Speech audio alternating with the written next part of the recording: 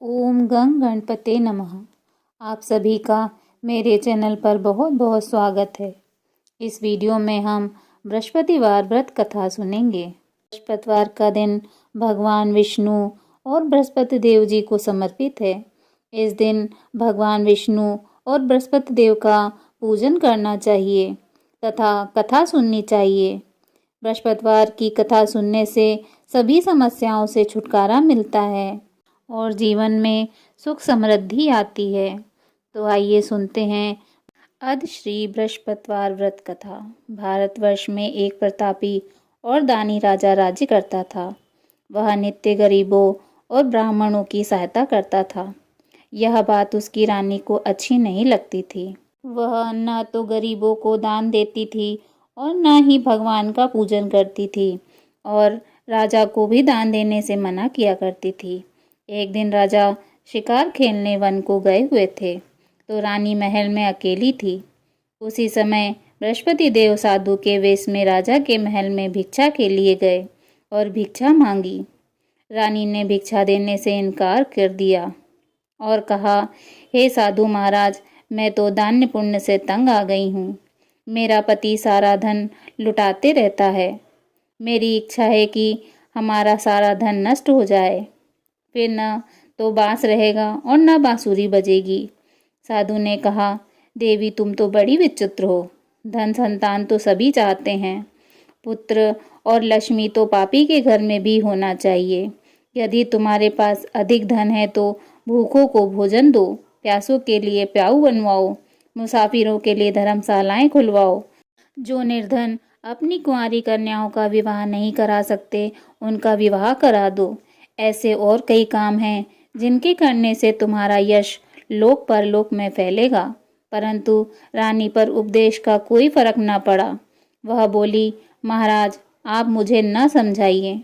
मैं ऐसा धन नहीं चाहती जो हर जगह बांटती फिरूं। साधु ने उत्तर दिया, यदि तुम्हारी ऐसी इच्छा है तो तथास्तु। तुम ऐसा करना कि बृहस्पतिवार के दिन घर लीपकर पीली मिट्टी से अपना सर धोकर स्नान करना, भट्टी चढ़ाकर कपड़े धोना। ऐसा करने से आपका सारा धन नष्ट हो जाएगा। इतना कहकर वह साधु महाराज वहां से लोप हो गए। साधु के अनुसार कई बातों को पूरा करते हुए रानी को केवल 3 बृहस्पतिवार ही बीते थे कि उसकी समस्त धन संपत्ति नष्ट हो गई। भोजन के लिए राजा का परिवार तरसने लगा।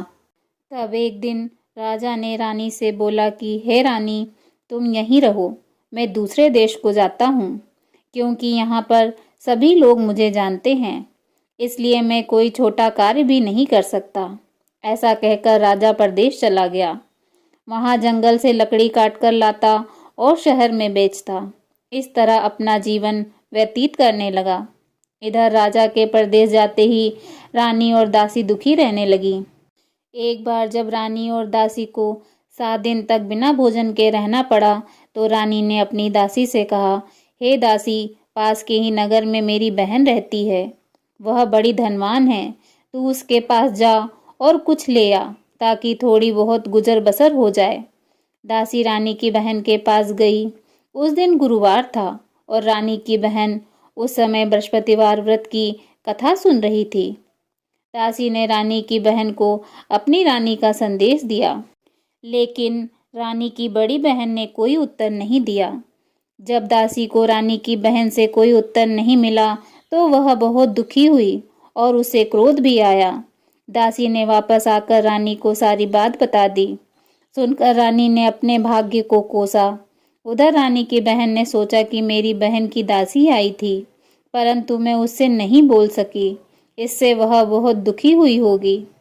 कथा सुनकर और पूजन समाप्त करके वह अपनी बहन के घर आई और कहने लगी, हे बहन, मैं बृहस्पतिवार का व्रत कर रही थी।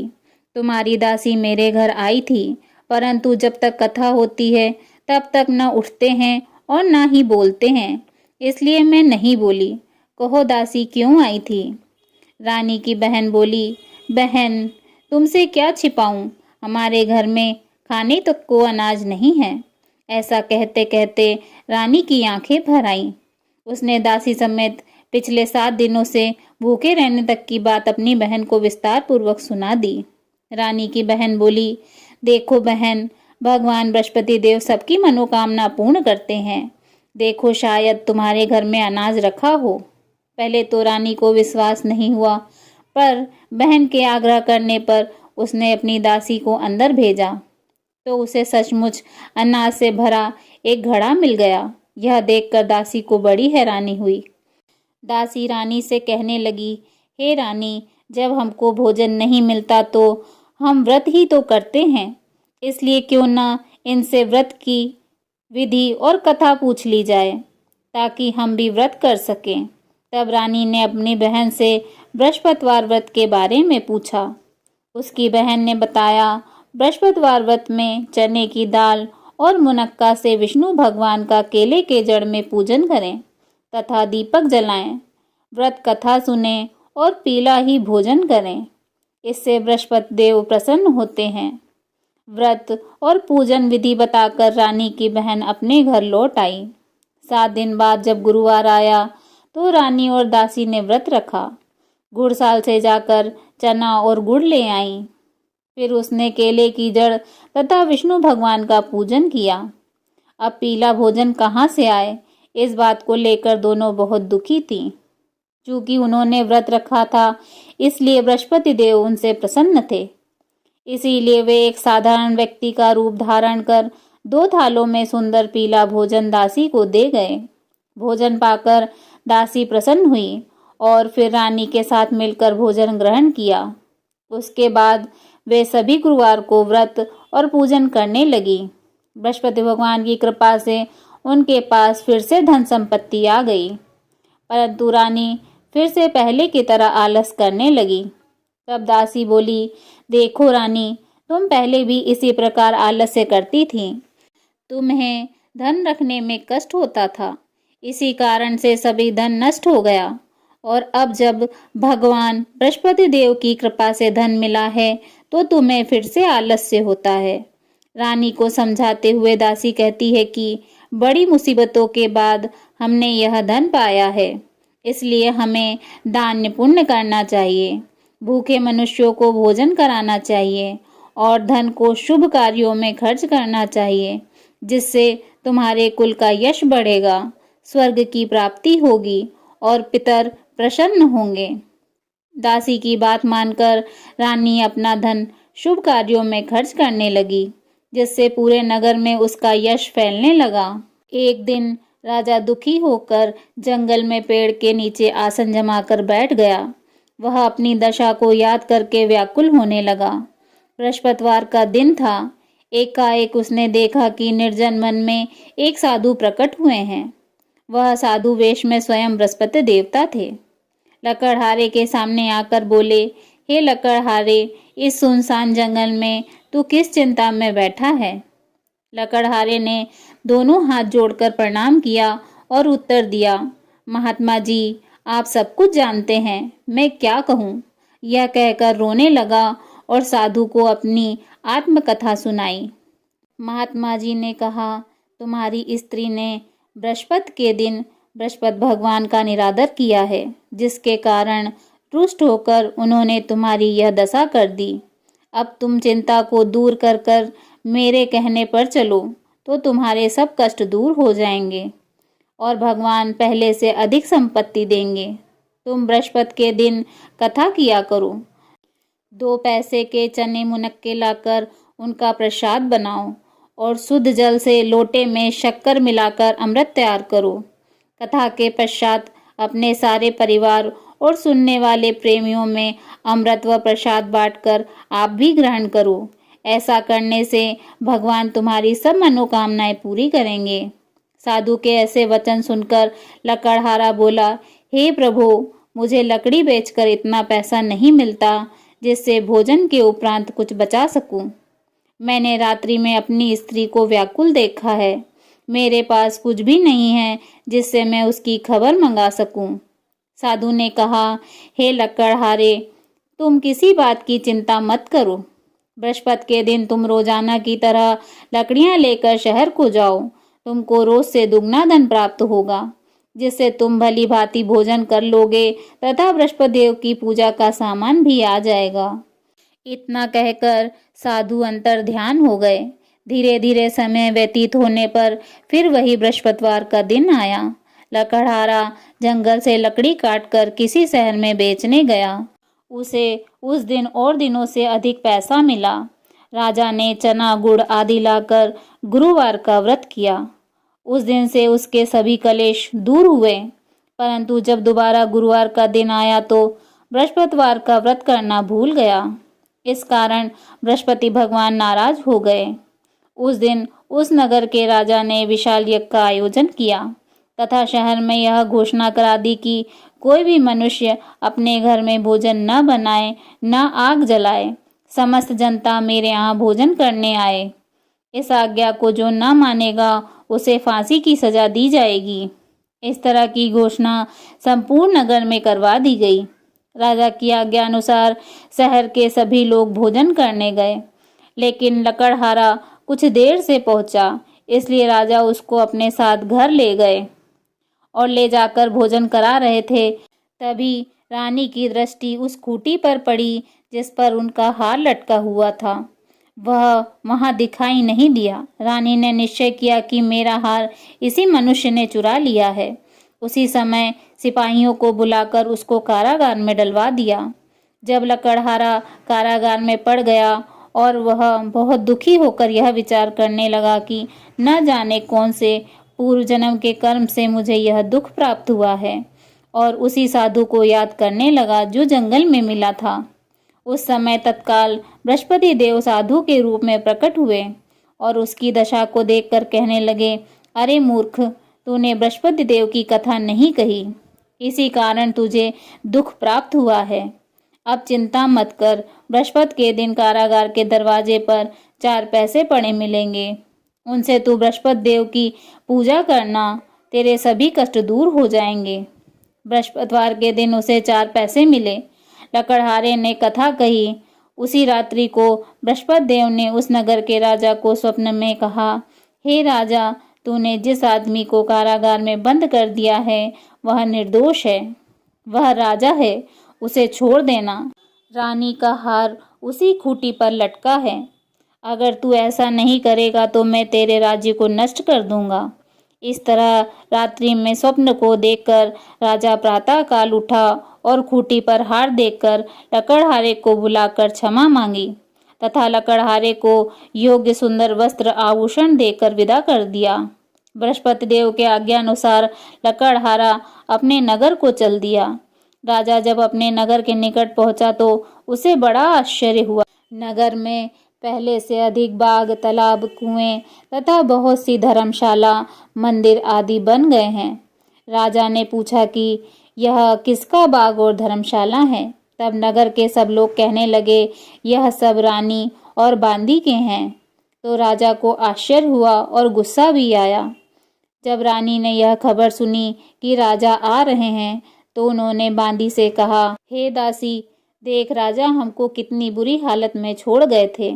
हमारी ऐसी हालत देखकर वह लौट न जाएं, इसलिए तू दरवाजे पर खड़ी हो जा। आज्ञा अनुसार दासी दरवाजे पर खड़ी हो गई। राजा आए तो उन्हें अपने साथ लिवा लाई। तब राजा ने क्रोध करके अपनी रानी से पूछा कि यह धन तुम्हें कैसे प्राप्त हुआ है? तब उन्होंने कहा, हमें यह सब धन बृहस्पति देव की कृपा से प्राप्त हुआ है। राजा ने निश्चय किया कि 7 रोज बाद तो सभी बृहस्पति देव का पूजन करते हैं, परंतु मैं प्रतिदिन दिन में 3 बार कहानी तथा रोज व्रत किया करूँगा। अब हर समय राजा के दुपट्टे में चने की दाल बंधी रहती तथा दिन में 3 बार कहानी कहते। एक रोज राजा ने विचार किया, चलो अपनी बहन के यहाँ हो आए।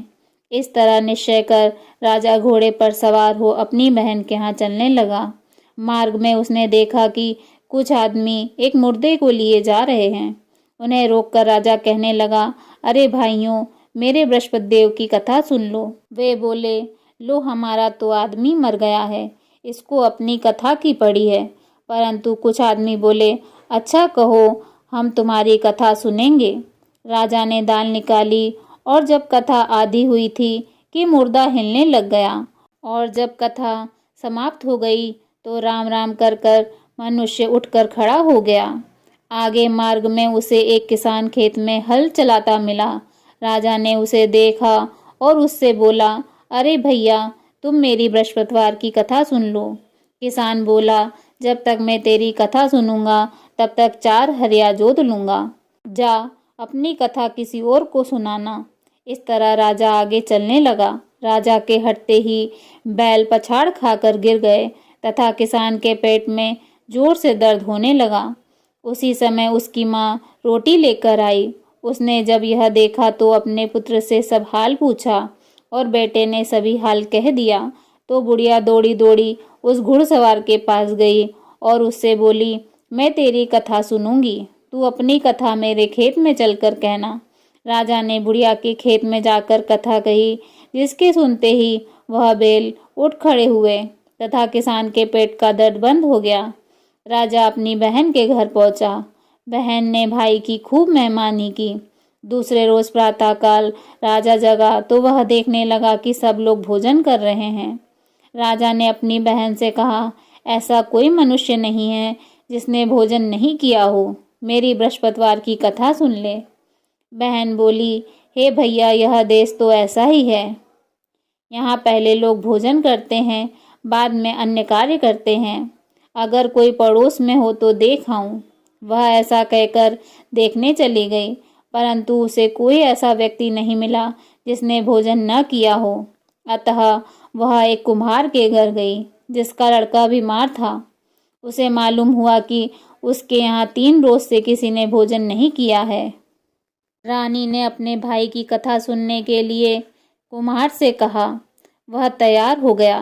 राजा ने जाकर बृहस्पतिवार की कथा कही, जिसको सुनकर उसका लड़का ठीक हो गया। अब तो राजा की प्रशंसा होने लगी।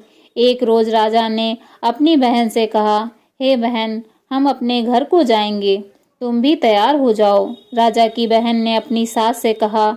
सास ने कहा, हाँ चली जा, परंतु अपने लड़कों को मत ले जाना, क्योंकि तेरे भाई की कोई औलाद नहीं है। बहन ने अपने भाई से कहा, हे भैया, मैं तो चलूंगी, परंतु कोई बालक नहीं जाएगा। राजा बोला, जब कोई बालक नहीं चलेगा तब तुम ही क्या करोगी। बड़े दुखी मन से राजा अपने नगर को लौट आया। राजा ने अपनी रानी से कहा, हम निर्वंशी हैं, हमारा मुंह देखने का धर्म नहीं है और कुछ भोजन आदि नहीं किया। रानी बोली, हे प्रभु, बृहस्पति देव ने हमें सब कुछ दिया है, वह हमें औलाद अवश्य देंगे। उसी रात को बृहस्पति देव ने राजा से स्वप्न में कहा, हे राजा, उठ, सभी सोच को त्याग दे, तेरी रानी गर्भ से है। राजा को यह बात सुनकर बड़ी प्रसन्नता हुई। 9वें महीने में उसके गर्भ से एक सुंदर पुत्र ने जन्म लिया। तब राजा बोला, हे रानी, स्त्री बिना भोजन के रह सकती है, पर बिना बात कहे नहीं रह सकती। जब मेरी बहन आवे तो तुम उससे कुछ मत कहना। रानी ने सुनकर हाँ कह दिया। जब राजा की बहन ने यह शुभ समाचार सुना तो वह बहुत खुश हुई तथा बधाई लेकर अपने भाई के घर आई। तभी रानी ने कहा, घोड़ा चढ़कर तो नहीं आई, गधा चढ़कर आई। राजा की बहन बोली, भाभी, मैं इस प्रकार न कहती तो तुम्हें औलाद कैसे मिलती। बृहस्पति देव ऐसे ही हैं, जैसे जिसके मन की कामनाएं हैं सभी को पूर्ण करते हैं। जो सद्भावना पूर्वक बृहस्पतिवार का व्रत करता है एवं कथा पढ़ता है अथवा सुनता है, दूसरों को सुनाता है, बृहस्पति देव उसकी सभी मनोकामनाएं पूर्ण करते हैं। भगवान बृहस्पति देव उसकी सदैव रक्षा करते हैं।